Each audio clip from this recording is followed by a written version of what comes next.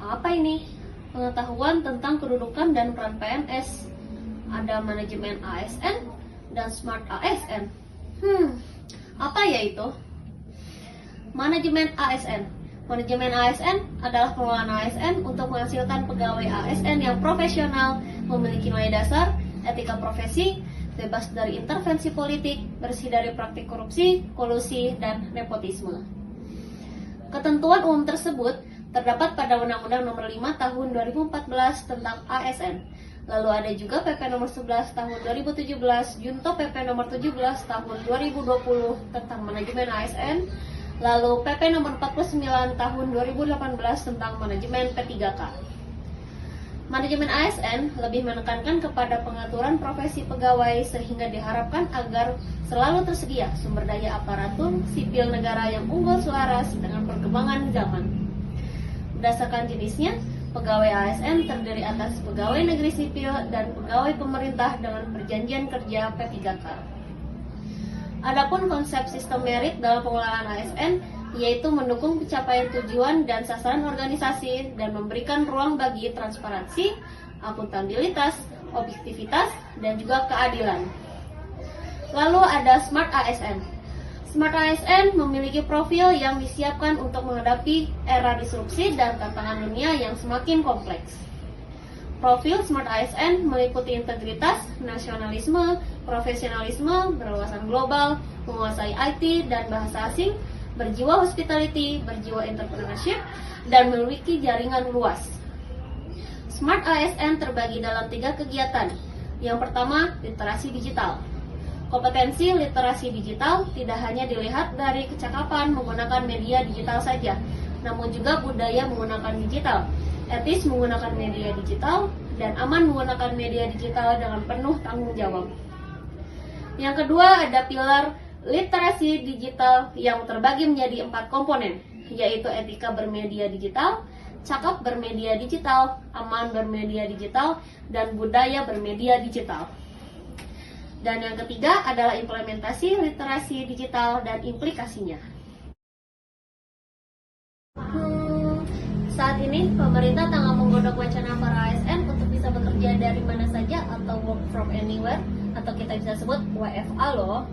Dengan WFA, para ASN di masa depan tidak perlu lagi datang ke kantor, lantaran pekerjaannya bisa dilakukan dari manapun. Tujuan menerapkan WFA bagi ASN yakni untuk meningkatkan efektivitas dan efisiensi birokrasi pemerintahan. Selain itu, WFA bisa meningkatkan kinerja dan kepuasan kerja untuk para ASN. Namun, apakah wacana tersebut akan efektif? Mari kita simak ulasannya. Nah, dari gambaran yang telah dijelaskan tadi, mari kita analisis isunya. Efektif nggak ya sistem kerja WFA bagi ASN? Teknik analisis yang kami gunakan adalah menggunakan teknik analisis fishbone atau tulang ikan. Kenapa disebut tulang ikan? Karena bentuk diagramnya itu menyerupai tulang ikan yang terdiri dari kepalanya sebagai inti masalah tersebut dan tulang-tulangnya sebagai faktor-faktor penyebab masalah tersebut. Berikut ini adalah penyebab-penyebab perlu diadakannya update sistem kinerja ASN menjadi WFA. Yang pertama, dari segi SDM-nya, semenjak diberlakukannya WFH, banyak pegawai yang jadi tidak bersemangat datang ke kantor. Penyebabnya bisa jadi karena perjalanan yang macet, jarak rumah ke kantor yang jauh, kemudian biaya perjalanan dan ongkos transportasi yang mahal. Yang kedua, lingkungan yang terbatas yang cuma di kantor bikin pegawainya jadi jenuh, sehingga kurang meningkatnya kinerja pegawai dan hasil kerja pegawai. Yang ketiga, jam kerja yang tidak fleksibel. Sistem kerja WFO terikat oleh waktu yang ditentukan, sehingga tidak memberikan seseorang kebebasan untuk mengatur jam kerjanya, yang akan berdampak negatif untuk hasil kerjanya. Yang keempat, kurangnya pemanfaatan teknologi membuat para pegawai tidak mampu mengasah kompetensi dirinya untuk beradaptasi dengan sistem kerja digital yang sudah banyak diterapkan di berbagai negara. Yang terakhir, kurangnya efektivitas dan efisiensi birokrasi pemerintahan. Dengan adanya sistem WFA dan sistem teknologi yang canggih, pekerjaan pun bisa dilakukan di mana saja. Kecuali ASN yang tugas dan fungsinya menuntut kehadiran langsung di tempat kerja, seperti tenaga medis, pemadam kebakaran, Satpol PP, dan yang lainnya yang bersinggungan langsung dengan pelayanan publik.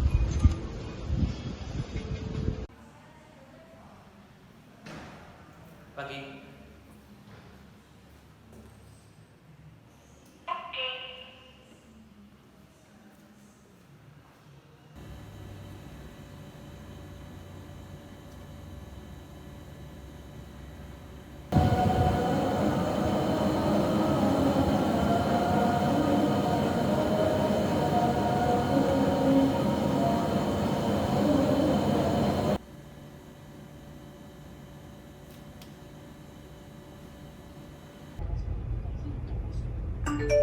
Wah, ada tugas nih. Akhirnya ada kerjaan. Yes! Si bos ngasih tugas nih. Ntar dulu deh, satu game. A few moments later. Akhirnya menang. Lanjut tugas deh. Udah pulang kerja.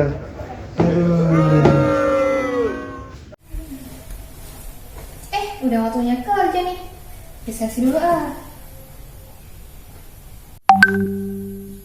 Wah, ada tugas nih dari bos. Langsung kerjain aja ah, biar cepat selesai. Nggak bisa.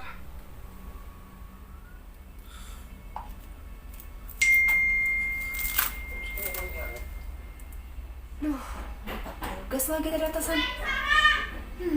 Ntar aja deh, ntar aja.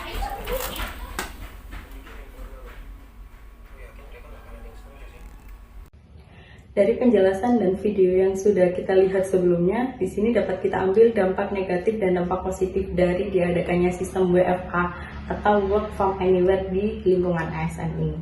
Yang pertama kita bahas dulu dampak negatifnya.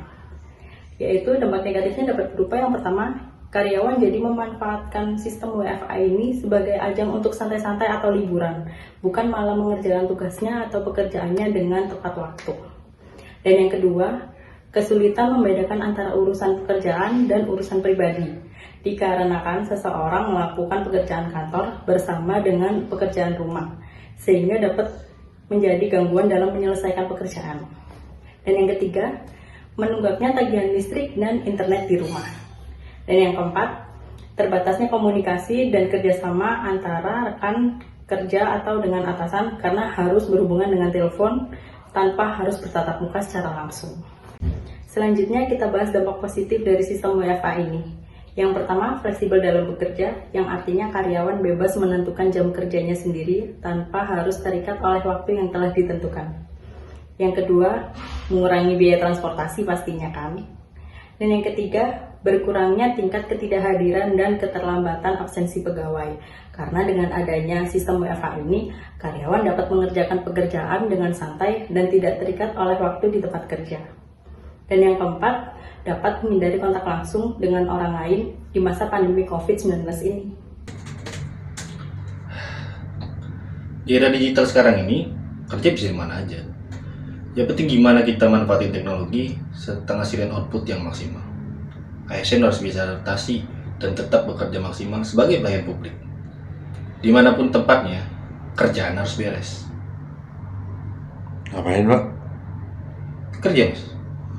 Ya kagak di sini juga kali, Pak. Waduh, mamas, saya pindah deh.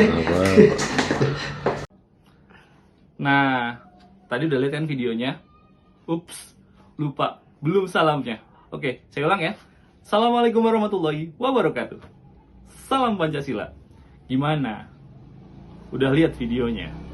Udah lihat paparan materi dan teorinya? Udah tahu dong kesimpulannya? Jadi, mau WFH ataupun WFO, sebagai insan ASN yang berakhlak, kita harus dapat melaksanakan kewajiban kita dengan penuh tanggung jawab, apapun itu kondisinya. Demikian video ini kami buat dalam waktu yang sesingkat-singkatnya. Atas perhatiannya, mohon di like ya. Kominfo, semakin digital, semakin maju.